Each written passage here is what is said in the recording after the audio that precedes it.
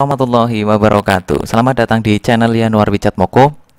Video tutorial kali ini saya akan menjelaskan bagaimana langkah-langkah menginstal aplikasi EDS offline, EDS Dikdasmen versi 2020.07.07. Nah, informasi ini rilis di website resminya Penjamin Mutu Pendidikan, Direktorat Jenderal Pendidikan Anak Usia Dini, Pendidikan Dasar dan Pendidikan Menengah di laman pmp.kemdikbud.go.id. Nah, silakan rekan-rekan membuka sendiri di laman tersebut pmp.kemdikbud.go.id. Ini ada beberapa keterangan-keterangan. Kita baca dulu ya.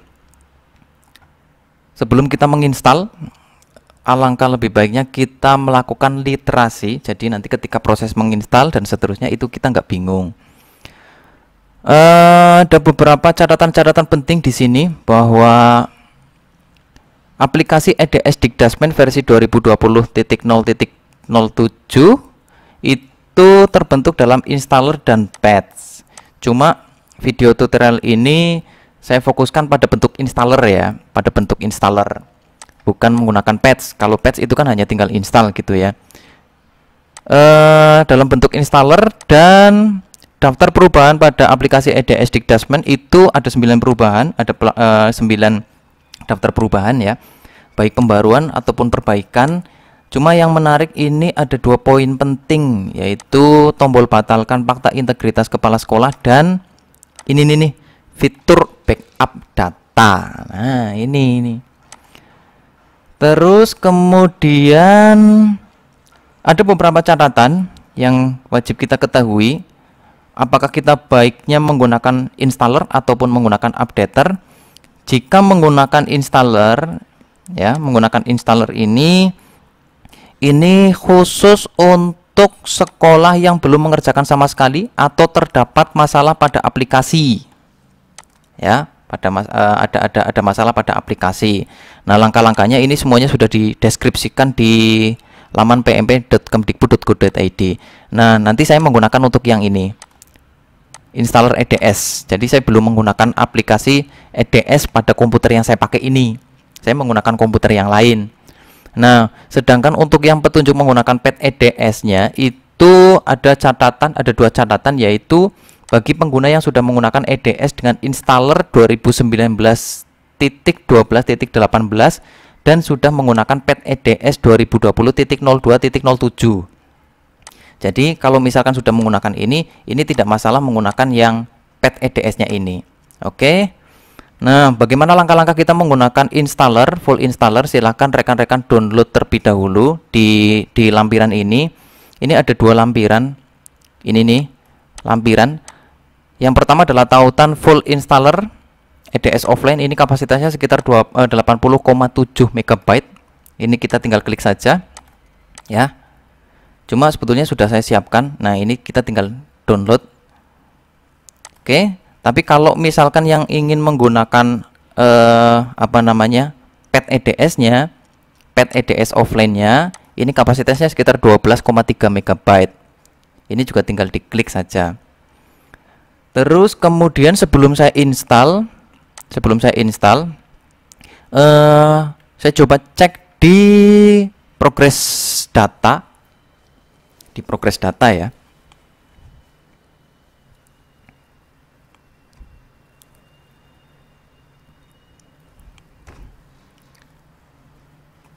Sebentar, ini sedang memuat. Oke. Nah, terus kemudian kita coba pilih provinsinya. Jadi nanti sebelum kita install menggunakan installer, nanti ada perbedaan antara aplikasi yang sudah kita pakai di versi sebelumnya dengan yang versi yang terbaru, itu ada nggak kira-kira? Kalau yang punya saya sebetulnya sih sudah nggak ada masalah ya, karena semuanya sudah 100%. Tapi alangkah baiknya kita coba bandingkan. Nah, oke. Bentar, ini agak lola ini internetnya. Terus coba kita scroll ke kanan ke bawah. Ini ya. Ini punya saya sudah terkirim ya, sudah terkirim, sudah 100%, berarti artinya sudah aman. Coba kita zoom out, kita perkecil tampilannya. Oke, ini sudah selesai ya, sudah 100% ini punya saya ini. Sudah 100%. Berarti artinya ini sudah tidak ada masalah betulnya. Terus kita coba cek di aplikasinya, di aplikasi offline-nya, aplikasi offline yang versi sebelumnya. Ini saya tanam di komputer yang lain, jadi saya coba remote.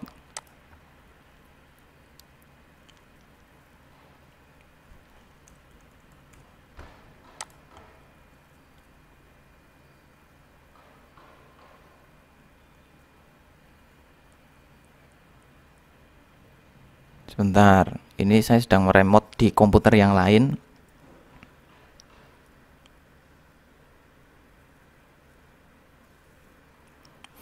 Oke, nah ini saya masih menggunakan versi offline yang 2020.02.07. Jadi kalau misalkan mau menggunakan patch EDS, ini diwajibkan sudah menggunakan aplikasi offline-nya versi 2020.02.07.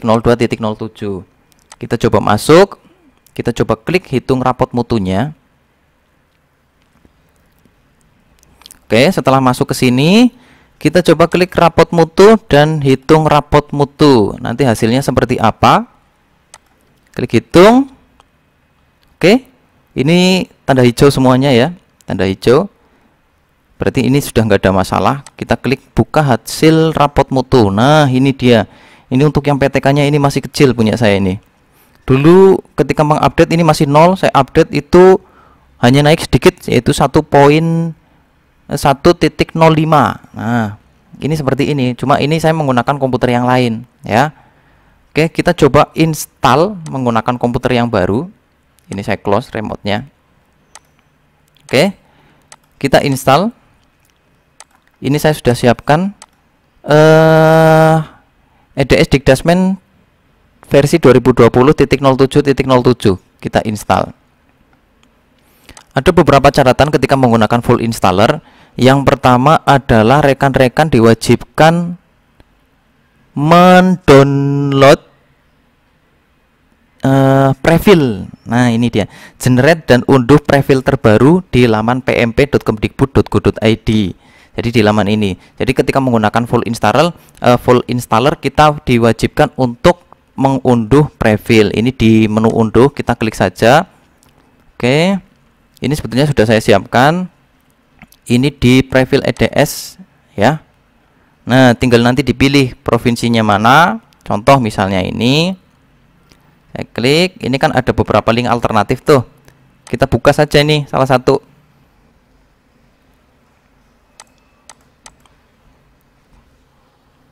Nah, nanti tinggal masukkan username, password, dan kode registrasinya. Terus nanti tinggal kita klik generate. Nanti otomatis ada generate data untuk yang prefil EDS offline-nya. Oke, saya sudah siapkan ini di ini. Pastikan nanti hasil generate prefil PMP-nya itu tidak ada dalam kurung 1, dalam kurung 2, dalam kurung 3. Jadi file prefil PMP-nya itu murni hanya satu file seperti ini. Kapasitasnya cukup kecil, kalau punya saya itu hanya 3 MB. Oke, kita lanjutkan proses installnya. Ini kita lewati aja.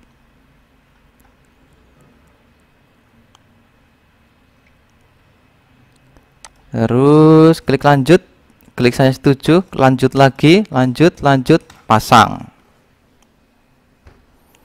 Nah, sambil menunggu proses instalasi selesai, kita baca-baca lagi tadi langkah-langkahnya apa ya.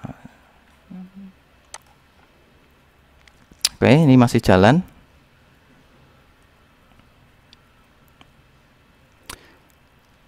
Jadi kalau misalkan ada masalah ya, ada masalah di aplikasinya, itu catatan-catatannya yang pertama adalah sinkronisasi EDS. Ya. Jadi menggunakan data yang terakhir ketika proses sinkron, kemudian mengunduh installer. Kemudian poin yang ketiga adalah hapus atau uninstall aplikasi EDS Digdasmen versi sebelumnya. Kemudian pastikan folder EDS Digdasmen di direktori C itu sudah terhapus. Ini poin pentingnya ini. kemudian lakukan instalasi sampai selesai, kemudian generate atau unduh prefilter baru, kemudian salin di C, folder C, di directory C, di dalam profil, di dalam folder prefil Dapodik seperti ini. Ya, file prefilnya adalah ini. Kemudian yang salah, yang keliru itu ketika file prefilnya seperti ini, ada dalam kurung 1, dalam kurung 2, dalam kurung 3, itu ketika nanti diregistrasikan atau diregistrasikan itu nggak mungkin berhasil karena ada file tambahan atau nama tambahan seperti ini. Jadi pastikan nama prefilnya adalah seperti ini ya. Kemudian lakukan registrasi dengan cara memasukkan akun dan kode registrasi Dapodik, kemudian clear history. Yang selanjutnya adalah menekan tombol CTRL plus F5 dan seterusnya sampai dengan poin ke-16. Nah, langkah-langkah video ini akan saya tunjukkan khusus untuk menggunakan full installer EDS. Jadi bukan menggunakan patch EDS. Oke. Kita sambil tunggu proses instalasinya selesai.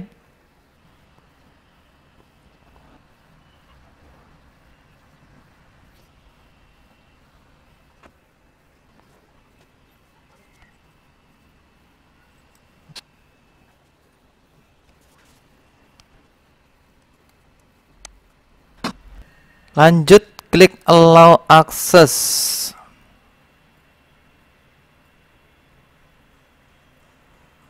Oke, terus kemudian ini sudah mengakhiri pemasangan EDS Dikdasmen ya. Untuk versi offline ini kita readme-nya ini dibuang aja. Klik selesai. Oke. Terus nanti otomatis localhost-nya akan terbuka. Oke, seperti ini hasilnya guys. Versi offline 2020.07.07 ya. Nah, langkah selanjutnya kita coba klik registrasikan. Nah, ini jangan lupa prefilnya kita siapkan. Ini sudah saya siapkan ya, sudah saya download. Kita letakkan di C, kemudian pilih di folder prefil Dapodik ini ya. Kita double klik, kita pastekan di sini. Oke. Terus kemudian kita klik registrasi. Email, kata sandi, kemudian kode registrasinya, kemudian klik registrasi. Oke, tunggu proses registrasi sedang berlangsung. Nah, terus kemudian jika berhasil registrasi itu otomatis langsung masuk ke halaman login seperti ini. Oke, kita masukkan email dan kata sandi, kemudian kita coba klik masuk. Hasilnya perbedaannya itu seperti apa, kita coba masuk ya.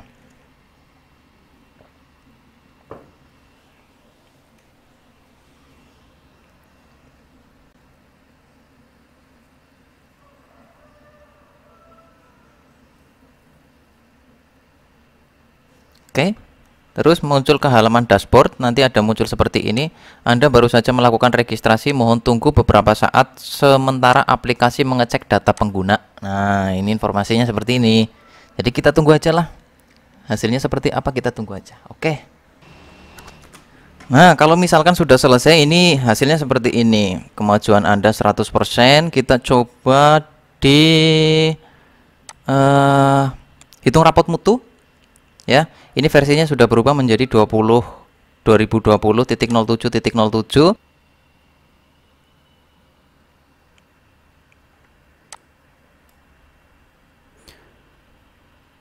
Hasilnya seperti ini, bro. Untuk yang pemetaan tahun pemetaan rapot mutu tahun 2019 ya. Ini hasilnya seperti ini. Yang untuk PTK-nya sekarang berubah menjadi 2,34.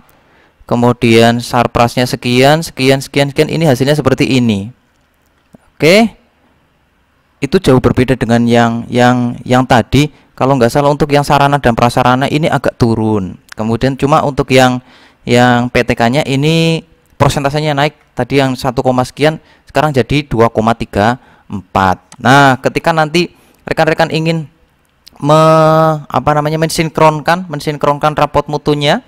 Untuk yang menggunakan versi terbaru, jangan lupa klik hitung rapot mutu dan kemudian lakukan sinkronisasi sesuai dengan jadwal. Oke. Nah, jadwal lengkapnya itu ini. Mana ya?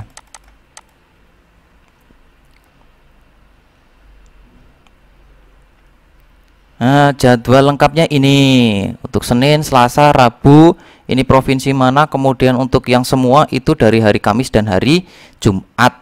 Oke, Sabtu, Minggu itu juga semuanya. Oke, video tutorial kali ini saya menjelaskan hanya sampai dengan sejauh ini. Mohon maaf jika banyak tutur kata yang kurang berkenan. Jangan lupa jika video ini bermanfaat, silahkan share, like, subscribe. Oke, terima kasih. Assalamualaikum warahmatullahi wabarakatuh. Sampai jumpa di video tutorial berikutnya.